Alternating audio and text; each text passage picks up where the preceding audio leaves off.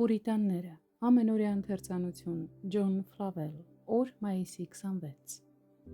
Որովհետև դու աղքատ ժողովրդին ապրեցնում ես և բարձր աչքերը խոնարեցնում ես։ Սաղմոս 18-27 խոսք։ Դժոխքի տանջանքները, որքան էլ ծայրահեղ, համընդհանուր և անդադար լինեն, երբեք չեն կարող մաքրել նույնիսկ մեկ մեղքի բիծը։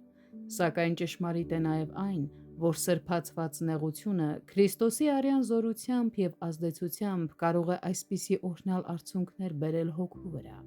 Թեև խաչը առանց Քրիստոսի երբեք ոչ մեկին բարիք չի արել,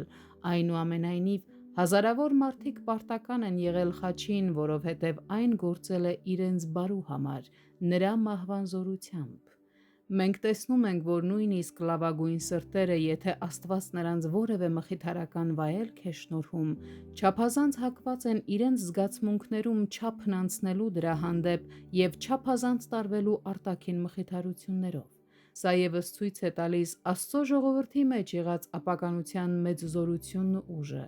և այն պետք է այս կամ այն կերպ մահացվի նրանց մեջ։ Այդպես եղավ Եզեկիայի դեպքում, որի սիրտը չափազանց կապված էր իր գանձերին, այնպես որ նա չկարողացավ թաքցնել իր սնապարծ հակումները։ Եսայի 39-2 խոսք։ Նույնպես բարեպաշտ Դավիթը կարծում էր, թե իր լեռը, այսինքն իր թագավորությունը ու իր ներկայիս վիճակի փառքն ու շքեղությունը այնքան հաստատ են կանգնած, որ երբեք չեն սասանվի։ Իսկ թե ինչպես նույն այդ բարի մարդը իր սիրտն ու զգացմունքները կապել էր իր գեղեցիկ որդի Աբիսողոմի հետ, երևում է նրա մահվան ժամանակ Դավթի սգավոր ողբից, երբ նա Աբիսողոմին ավելի թանկ էր գնահատում, քան սեփական կյանքը, որը 1000 անգամ ավելի արժեքավոր էր։ Նույնպես էլ տեսնում ենք Հովնանի դեպքում, երբ Աստված նրա համար դդում աճեցրեց արևից պաշտպանելու համար, տեսնում ենք, թե ինչպես նա հմայվեց և ուրախացավ դրանով։